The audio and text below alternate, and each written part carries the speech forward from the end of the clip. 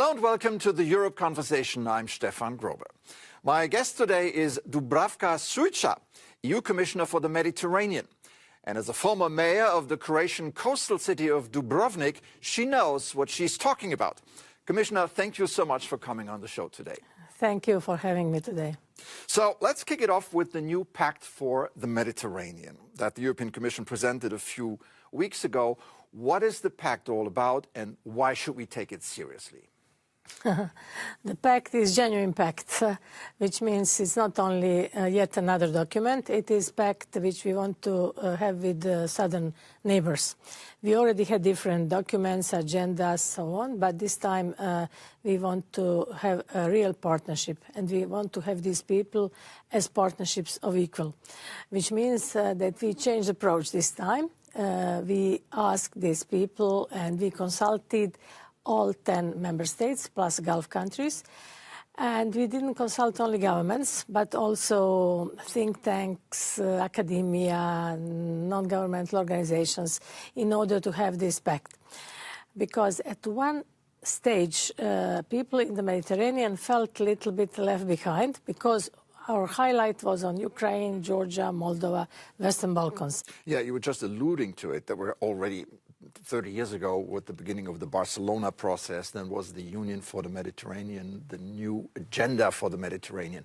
None of these things yielded any sizable results. Why should we be looking forward to seeing something different now? We put people at the center. We consulted people. And we are talking about economies, how to invite European companies to invest in that part of the world in order to develop them. So we are changing paradigm. They are not only receivers of our donations, but we want to help them to develop their industries, to develop their countries, and to open new jobs. By opening new jobs, we are somehow tackling root causes of migration. So we are opening legal pathways for those who want to come to Europe, but at the same time we are opening new jobs for these young people. You know that I'm also in charge of demography, so it is very important to put demography in balance. You know that they are booming in that part of the world. We are shrinking here in Europe, so it is very important to balance this. So by having these people here in Europe, it's not to create brain drain there. It's to have brain circulation and it's to give opportunity for those who are skilled and who are educated to come here, but at the same time to stay in their countries and to develop their countries. It's in fact completely new philosophy around Mediterranean. You know that we need energy. You know that we want to change to renewable energies. You know that we want to decarbonize the region. So if we decarbonize the region from this side, France, Spain, Italy, Greece, Cyprus, but if we don't use the same standards in the southern part of the Mediterranean, then the sea and the Mediterranean region will be polluted again. So we want to, by doing all this, we have win-win-win-win situation, opening new jobs, developing these countries, decarbonizing the region, so everything is there. There are critics out there who have already said that this project is dead on arrival by pointing to the various countries that we're talking about here. So take Libya, for instance, where the Russians and the Turks are major players. Take Algeria, Lebanon, Tunisia, who haven't shown any interest in Europe. And then Morocco, with which Brussels is sort of at loggerheads over the Western Sahara. Don't we have too much on our plate here? Are these interests just too different? I can reply with counter question. Who, if we are not there? So who will be there? So we understand that there is China, there is Russia, there are countries who have interest in this part of the world, but Europe wants to be present. And we are saying that, you know, that we are always paying and we are the biggest payers to these countries. We don't want to be only payers, we also want to be players. And this is why we are changing now. Of course, it's not easy always, but we will do our best. You know that we have strategic partnership agreements with Egypt, with Tunisia. We signed one with Jordan. We are now just about to sign deeper strategic partnership with Morocco because they are our neighbors and we want to be present there. And this is what we have been doing. Of course, it's not always easy. So I won't say that the project is dead. On the contrary, we will, of course, not celebrate, but mark 30th anniversary of Barcelona Declaration on the 28th of this month, and this will be the moment to present this pact to 10 southern neighbors, but also to 27 European member states. So it's up to us. It's up to us. So Ursula von der Leyen has said that the Commission's goal is progressive integration. Now, that seems a bit distant today. Can you name a few very concrete things about of why people should be excited about this? So, of course, it's not about integration, but economic integration could come out from our cooperation with them. So it's also about skills and education. One of the most important flagship projects for me would be Mediterranean University. What is my goal? My goal is, and the goal of my colleagues, is to establish alliance or network of Mediterranean universities, starting from Beirut to Alexandria, Fes, Marseille, Barcelona, Naples, and Greece. So to have curricula on Mediterranean at the existing universities. So we don't want to build new premises, but we want to connect young people from the region. By connecting young people, by studying about their background, about culture, heritage, about religion, we can come closer. And this is our main goal, because Mediterranean, we want to have Mediterranean as the bridge, not as the conflict zone, which is at the moment. So we want to change the situation, and this is exactly why we are turning our attention to the Mediterranean. It's not only Mediterranean, it's also Gulf countries, although they are not geographically Mediterranean, but we badly need Gulf countries to have, we need them on board in order to have peace and security in the Mediterranean, of course. So this is something which we are trying to establish. Of course, it's also about migration. I don't want to shy away from migration, but we want to stop migration by doing this, by helping young people to develop and by helping young people to be part of this process. There are many projects. For example, in Egypt.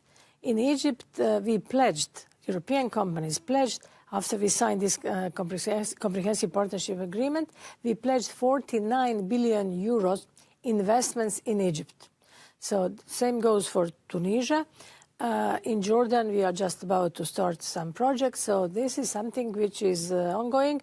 Morocco, you mentioned Morocco and Western Sahara. We found a solution, and we are on good terms with our colleagues in Morocco, and we are looking forward to deepening this agreement. Speaking of solutions, and let me now pivot to the Middle East, which is also part of the Mediterranean family. And I'm talking about, of course, the first meeting of the new group being established by the EU to support Palestinians, the Palestinian Authority, and the reconstruction of the Gaza Strip.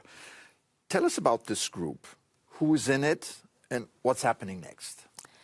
First of all, you know that we are trying to strengthen the Palestinian Authority, and this is our main goal. This is the reason why we invested from 2021 to 2024 1.3 billion euro, and now there is a new reform matrix program for this year, next year, and 27, 1.6 billion euro. Of course, this money will be dispersed upon conditions. Of course, conditions are reforms which they are obliged to do. What we are trying to do, there will be a Palestine donor group, and it will be established by the Commission in co-ownership with the Palestine Authority. So I will be chairing this group together with Mustafa, Prime Minister of Palestine. So Palestine Donor Group is a new platform where we will discuss their reforms. We will discuss what we can do to empower them, to encourage them to be stronger than they are at the moment. Of course, Hamas is out of question. We don't talk to these people, only to the people of the Palestine Authority. So there will be, at this moment, so far as I know, there will be 60 participants, all 27 member states, plus plus the region, and some other people who were invited from our partner countries and allies.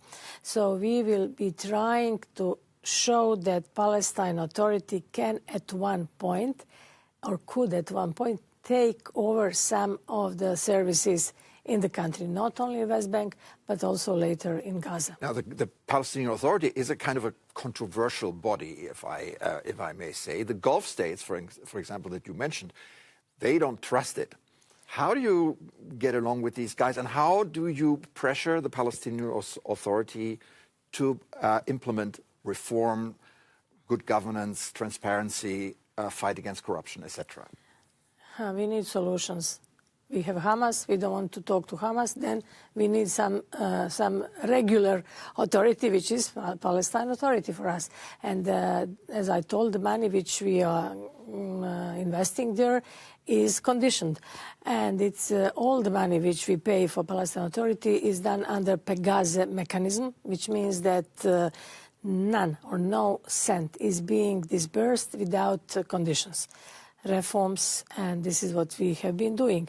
So who, if we don't have them, so who will be in Palestine? We need someone. Also Israel, they need someone to talk. So who will sit at the table once the situation allows? Who will sit at the table? Palestine Authority plus Israel, but they need to be reformed, and this is our precondition. To say that the EU is divided over the Gaza situation is a kind of an understatement. So there are some countries that have recognized a Palestinian state, others haven't. Does that complicate your job and getting reconstruction going? Of course, it would be much easier if all of them recognize, but it won't change the situation. We have to reconstruct Gaza, but not only us. Europe cannot do it alone. This is why I said we need Gulf countries, but we also need the American administration. And this is something which we have to be open and clear on it. So now, as you know, we have this 20 points program, which means that we have to move forward. And this is the only way. Of course, we need Israel to have on board. We need them to release tax revenues for Palestine people, which is not the case. We need many different commitments also from Israel. Of course, they are not in favor of two-state solution, but little by little they need to say what do they want in the end. That ceasefire agreement that was established under the auspices of the Trump administration stipulates a board of peace. Will the EU have a seat at that table? If we talk about fair play, then we should have a seat in this peace board for sure, because, as I said, we are the biggest, not only donors, but the biggest payers, and we are the ones who are involved, and they are our neighbors. We are the closest neighbors. So I think that we should have a place in this board. Which basically means Trump hasn't said, sit over here. Let's see. Yet. Let's see. This will happen. Do you have, when talking about the reconstruction of Gaza, do you have an idea about the timeline, about the money that needs to be moved and invested, ballpark number?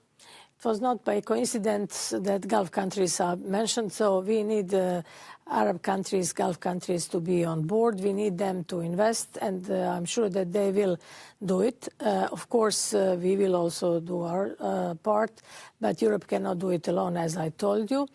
And we are looking forward to this ceasefire to hold first. If this ceasefire holds, then we can talk about reconstruction, and I think that there will be a lot of money from different world financial institutions who will come on board.